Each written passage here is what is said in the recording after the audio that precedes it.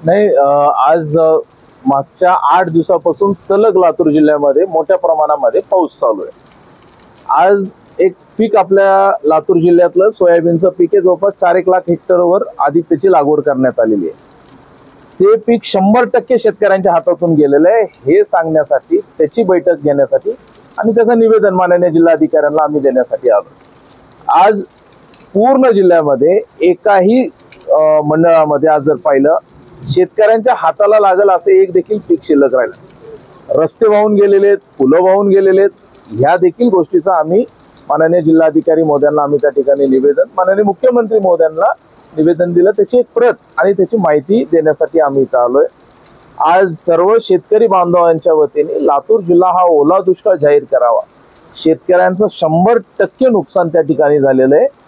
नदीच्या बाजूच्या जमिनी खरडून गेलेल्या आहेत, ओढ्याच्या बाजूच्या जमिनी खरडून गेलेल्या आहेत। त्या जमिनी अशी तिथली परिस्थिती आहे, पुढचे 4-5 वर्ष त्या नदीच्या बाजूला, ओढ्यांच्या बाजूला शेती करता येणार नाही अशी परिस्थिती झालेली आहे। ही सर्व माहिती आम्ही माननीय जिल्हाधिकारी महोदयांच्या माध्यमातून सरकारकडे आज त्या ठिकाणी पाठवली आणि जास्तीत आज आपण जर पाहिलं, मागे जरी आपल्याला दिसतोय आज सलग पूर्ण जिल्ह्यामध्ये आपल्याला त्या ठिकाणी पाऊस दिसतोय। या सर्व गोष्टीची पूर्ण माहिती सरकारपर्यंत देणं, ओला दुष्काळ जाहीर करून आपल्या भागात करणे आणि शेतकऱ्यांना आज शेतकरी उभा टाकू शकत नाही, त्याची परिस्थिती अत्यंत बिकट झालेली आहे। त्याच्या मागे सरकार हे खंबीरपणे उभा टाकले। राज्याचे मुख्यमंत्री माननीय देवेंद्र फडणवीस साहेबांची माझी काल चर्चा झाली, त्यांनी मला आश्वासित केलंय की संभाजीराव, खालून जे काही आम्ही सूचना दिलेल्या आहेत, प्रशासन त्या ठिकाणी काम करतंय। 100% आम्ही शेतकऱ्यांच्या पाठीशी उभा टाकणार आहे। जे काही आपल्याला शेतकऱ्यांना मदत करता येईल ती पूर्ण ताकदीने सरकार त्यांच्या पाठीशी राहणार आहे, हे देखील आपल्याला त्या माध्यमातून सांगण्यात आलेलं आहे। निश्चितपणे आपल्या माध्यमातून मी सर्व शेतकरी बांधवांना या ठिकाणी सांगू इच्छितो, काळजी करू नका। काळजी करण्यासारखा विषय आहे, पण आम्ही सरकार म्हणून आम्ही आपल्या पाठीशी मजबूतीने उभा टाकलोय।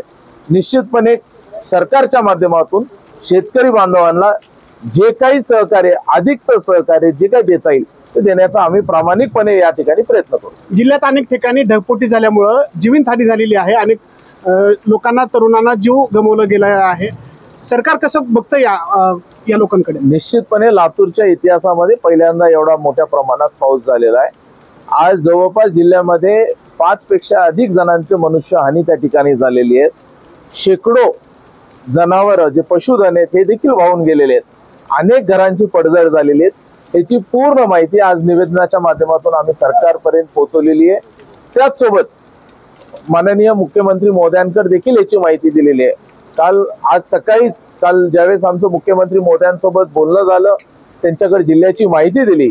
आज माननीय मुख्यमंत्री महोदयांनी जिल्हाधिकाऱ्यांना सूचना देऊन पूर्ण माहिती त्या ठिकाणी, सर्व माहिती त्या ठिकाणी मागवलेली आहे। याच्यातून निश्चित शेतकऱ्यांना एकच भावना आहे, हे नैसर्गिक आपत्ती आहे, पण ह्याच्यातून शेवटी सरकारला मायबाप सरकार म्हणतात।